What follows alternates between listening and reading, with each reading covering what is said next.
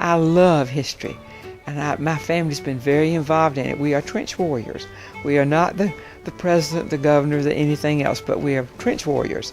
We are everywhere, and they have been so involved. My great-great-grandfather was at the 1789 convention in Fayetteville that voted to found the University of North Carolina. Now, he voted against the ratification of the Constitution, but he wasn't all bad. He voted for the University of North Carolina. My mother played violin. She taught school for many, many years, and my father was a country lawyer, and he was a very good lawyer, and he said he was the best lawyer in a one-lawyer town. My daddy's the one that got me interested in politics. I remember the first time I voted, he said, it's crucial for you to register and vote because you are going to be able to change one of the laws that has been most unfair to women. Daddy said, we've got to change that law. We can do it. You go in there and you vote to change that law. And I did, and it changed, and I thought politics were amazing. Well, Jim Hunt nominated me in 1976 to be the state Democratic Party chairman. I had already been president of the Democratic Women of the state and had worked some too under Governor Scott. A good leader, I think, is a person that sees the possibilities of the people with whom they work. And they delegate, and they encourage, and they all have a focus, and they work toward that goal so that when the goal is accomplished, everybody benefits. When I got to be Democratic Party chairman, I got to go to every single precinct in the state. And I've been to well over 2,000.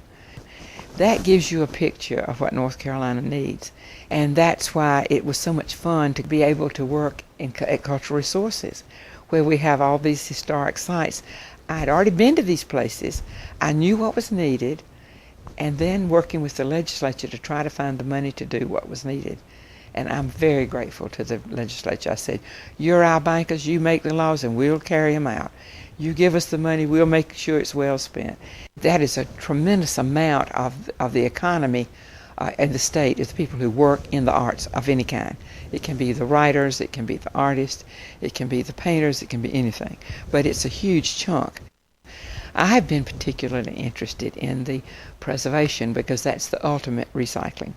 And we have now organized in Wilson a Preservation of Wilson group. And it is magnificent. It has brought us the Theater of the American South. We have a wonderful playhouse, which is the volunteer playhouse, and we have a wonderful Boykin series. Now we are doing a lot with the whirligigs, which are outside of art. And we have Mr. Vollis Simpson, who is himself a great treasure.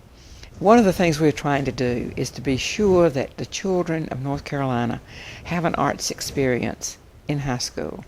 And we would like very much for it to be a requirement for high school graduation. There are numerous studies that have proven that the arts make you more adept in mathematics, makes you more disciplined, makes you more likely to stay in high school.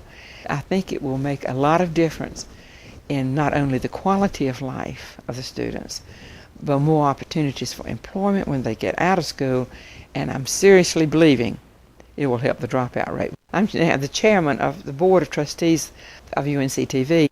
We are a unique system in that we have 11 stations, and they are all across the state. Almost every nook and cranny of North Carolina can get UNC-TV.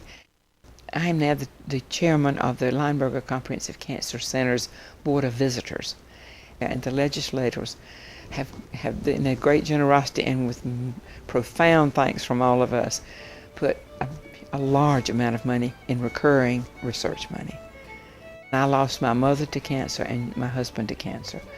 And if we can do anything to make it better for other people. Somebody said, well, what does your husband think about you going to Raleigh and working every day? I said, don't tell him he hadn't missed me yet.